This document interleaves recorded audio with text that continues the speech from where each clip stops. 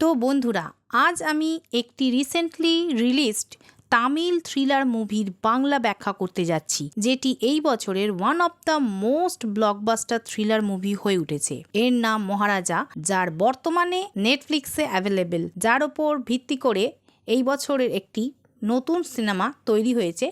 এই সিনেমাটি আপনারা নেটফ্লিক্সে গিয়ে দেখার আগে অবশ্য করেই আমার এই বাংলায় সংস্করণটি অবশ্যই শুনে যাবেন, তাহলে এটা আপনাদের বুঝতে সুবিধা হবে। এখন কোনো রকম দেরি না করে সরাসরি ভিডিওতে যাওয়া যাক। গল্পটি চেন্নাই থেকে শুরু হয়, যেখানে আমরা দেখি মহারাজা নামে একজন ব্যক্তি, যিনি একটা সেলুনে কাজ করেন। মহারাজা একটি শহরের একজন মধ্যবিত্ত ব্যক্তি, যার জীবনে রয়েছে তার মেয়ে জ্যোতি, যাকে তিনি নিজের জীবনের চেয়েও বেশি ভালোবাসেন। 2009 সালের একটি ফ্ল্যাশব্যাক আছে, যেখানে মহারাজা তার মেয়ের জন্য খেলনা কিনছিলেন। ঠিক সেই সময় একটি লরি ডিসব্যালেন্সড হয়ে সেই বাড়িতে প্রবেশ করে। এবার আবার দৃশ্যটি 2023 সালে চলে আসে, যেখানে মহারাজা তার মেয়ের সাথে ভালোভাবে জীবন কাটাচ্ছিল। সেই লরি অ্যাক্সিডেন্টের পর তার বউ মারা গিয়েছিল, তাই এখন শুধু মহারাজা আর তার মেয়ে জ্যোতিই ছিল। ঘরে দেখা যায় লক্ষ্মী নামের একটি ডাস্টবিন রয়েছে, যেটাকে তারা খুব শ্রদ্ধা করে মন্দিরে গিয়ে পুজো দিচ্ছে। লক্ষ্মী নামের ওই ডাস্টবিনকে পুজো করা খুবই অদ্ভুত ছিল। এবার আমরা দেখতে পাই জ্যোতি ক্লাস 10-এ পড়ে, কিন্তু ক্লাসে যেখানে বাচ্চাদের পড়াশোনায় মনোযোগ দেওয়া উচিত, সেখানে জ্যোতি খেলাধুলার প্রতি আগ্রহী ছিল। তাই সকল শিক্ষকরা তাকে নিয়ে অভিযোগ করতেন এবং স্কুলের ভেতরে সে অনেক শাস্তি পেত। কিন্তু তাদের সবার মধ্যে তার একজন ক্রীড়া শিক্ষিকা, যার নাম ছিল আশিফা, সে সবসময় জ্যোতিকে সমর্থন করত। এবার একদিন দেখা যায় স্কুলের একটা চিফ গেস্টের ড্রিঙ্কে অ্যালকোহল মেশানোর জন্য জ্যোতিকে হেড টিচার খুব বকাবকি করছে ওরই বাবার সামনে। কিন্তু আশিফা জ্যোতিকে বাঁচানোর জন্য তার পক্ষ নেয় এবং একটি ছেলেকে জ্যোতিষ হয়ে প্রিন্সিপালের সামনে দাঁড় করায়। কিন্তু তারপর অধ্যক্ষ তাকে চড় মারে, আবার জ্যোতিকে বকাঝকা করতে লাগেন। এখন মহারাজা জ্যোতির কোনো অপরাধ না থাকা সত্ত্বেও তার প্রতি বকাঝকা আর সহ্য করতে না পেরে প্রিন্সিপালকে জ্যোতির কাছে ক্ষমা চাইতে বলেন। প্রিন্সিপালও জ্যোতির কাছে ক্ষমা চাইতে বাধ্য হয়। এখন মহারাজার বেশিরভাগ সময় তার জ্যোতির সঙ্গেই কাটছে। এখন দেখা যায় জ্যোতিকে স্কুলের হয়ে একটি ক্রীড়া প্রতিযোগিতার জন্য অন্য কোথাও যেতে হবে। পরের দিন সকালে জ্যোতি বাস ধরে চলে যায়। জ্যোতি চলে যাওয়ার কারণে মহারাজা সম্পূর্ণ একা হয়ে যায়, তার মন ভেঙে যায়। আবার দেখা যায় হঠাৎই একদিন মহারাজার বাড়িতে সব এলোমেলোভাবে জিনিসপত্র পড়ে আছে এবং মহারাজা রক্তাক্ত অবস্থায় পড়ে আছে। তখন তার বাড়িতে একটি সাপ এসে মহারাজার গায়ের ওপর দিয়ে চলে যায়, কিন্তু মহারাজা এতটাই মনে হারিয়েছিলেন যে তিনি কিছুই বুঝতে পারলেন না। এখন পরের দৃশ্যে আমরা একজন ধনী ব্যক্তিকে দেখতে পাই, যে গ্যারেজের ভিতরে তার গাড়ি মেরামত করতে দিয়েছিল। তারপর তার মনে পড়ে যে তার চশমা তার গাড়ির ভেতরেই পড়ে আছে। সে গ্যারেজের ভেতরে আসে, কিন্তু সেখানে সেই চশমাটি সে খুঁজে পায় না। এটি শোনার পর তিনি খুব রেগে যান এবং তাদের সবাইকে মারধর করতে শুরু করেন। তারপর ধানা নামের একজন লোক আসে, যে লোকটির গাড়িটি সারানোর পর তার বাড়িতে পৌঁছে দিয়েছিল। তারপর গ্যারেজের মালিক ধানাকে সেই চশমার কথা জিজ্ঞাসা করে, কিন্তু ধানা কিছু বলার আগেই ধনী লোকটি তাকে মারধর শুরু করে এবং সন্ধ্যার মধ্যেই তাকে চশমা ফেরত দিতে বলে। আরও দেখা যায় যে সেই ধনী লোকটি সন্ধ্যায় তার বন্ধুদের সাথে বসেছিল এবং ধানা সেখানে প্রবেশ করে তার হাতে ধনী লোকটির চশমা ছিল এবং সেই ঘটনাস্থলেই সে সেই চশমাটি ভেঙে ফেলে। লোকটা ধানাকে মারতে গেলে ধানা উল্টে লোকটার বন্ধু এবং লোকটাকেও এমন মারে যে লোকটার ঘাড় বেঁকে যায় এবং সেখান থেকে চলে যায়। দৃশ্যটা পাল্টে গেছে, যেখানে দেখায় মহারাজা থানায় এসেছে। আমরা জানতে পারলাম যে মহারাজাকে কেউ মারধর করেছে। তখন ইন্সপেক্টর নাল্লা শিবম তাকে সেখানে আসার কারণ জিজ্ঞাসা করে, যেখানে মহারাজা বলেন যে তার লক্ষ্মী চুরি হয়ে গেছে, যার বিষয়ে পুলিশকে সে একটি রিপোর্ট তৈরি করতে বলে এবং তাকে জিজ্ঞাসা করা হয় যে লক্ষ্মী কে ছিল। এটা তার একটি অত্যন্ত প্রিয় ডাস্টবিন। নাল্লা শিবম এটা শুনে হতবাক হয়ে যায়। আসলে লক্ষ্মী তার ডাস্টবিন? শিবমের মন কেঁপে ওঠে। সে তখন ঠাট্টা করতে শুরু করে এবং তাকে সেখান থেকে চলে যেতে বলে। কিন্তু মহারাজা গম্ভীর হয়ে বলেন যে সে যতক্ষণ না তিনি লক্ষ্মীকে পান, ততক্ষণ তিনি সেখান থেকে কোথাও যাবেন না। তখন নাল্লা শিবম রেগে গিয়ে মহারাজাকে মারধর করতে লাগলেন এবং জোর করে বের করে দেওয়ার চেষ্টা করলেন, কিন্তু মহারাজা সেখান থেকে নড়েন না এবং তার মধ্যে যা ঘটে তা হলো স্টেশন ভাঙচুর হয় এবং আমরা বরধরাজন নামে একজন পুলিশকে সেখানে দেখতে পাই। আমরা দেখতে পাই যে সেই পুলিশটি একটি মামলার সমাধান করছিল। আসলে একজন চোর যে পুলিশ সদস্যদের সাথে যোগাযোগ করে এবং একজন আরডি অফিসারের বাড়িতে চুরি করে, যাকে বরদরাজন নিজেই ধরে ফেলে এবং অফিসার আসল গয়নাটি নিজের কাছে রেখে দেয়। যেখানে মহারাজা এসেছিলেন সেই পুলিশ স্টেশনটি বরদরাজনের আন্ডারেই ছিল।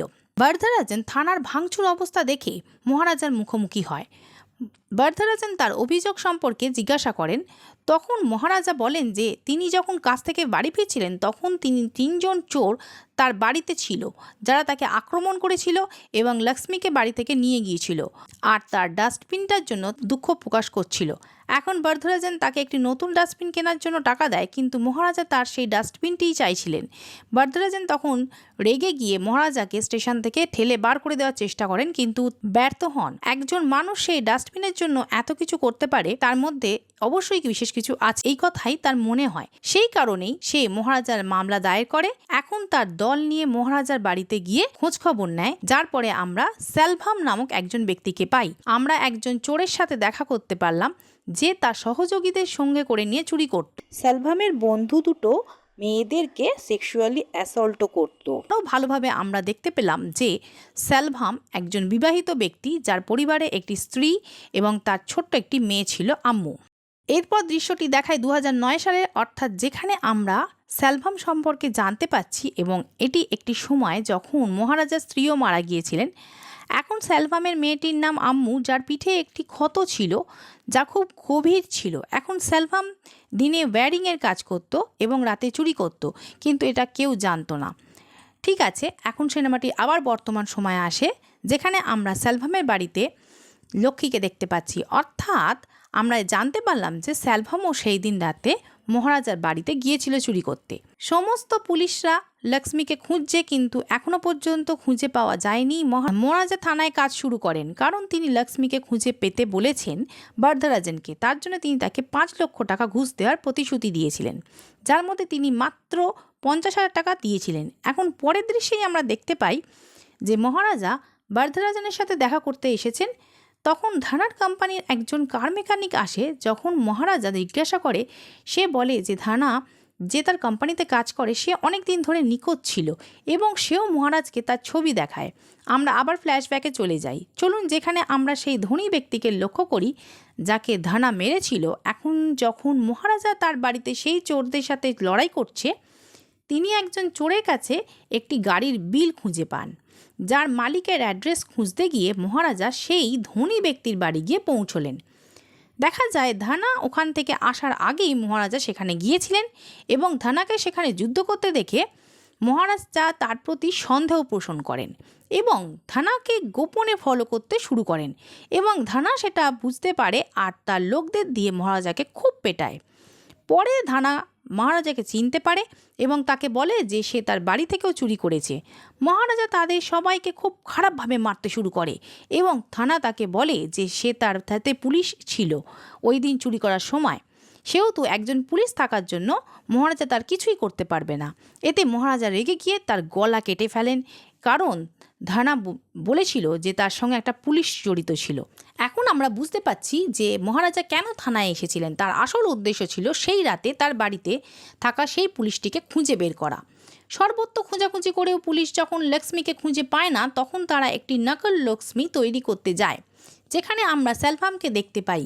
দেখা যায় যে তার সঙ্গী সাবিরকে সঙ্গে নিয়ে চুরি করত। এখন তার মেয়ের জন্মদিন, তাই নিজেকে পরিষ্কার দেখাতে সে মহারাজার সেলুনে ভেতরে যায়। তিনি তার স্ত্রীকে বলেন যে তিনি তাদের মেয়ের জন্য একটি সোনার চেন উপহার দেবেন, কিন্তু কি হয়, সেভ করার সময় ট্রিমারের ব্যাটারি ফুরিয়ে যায়।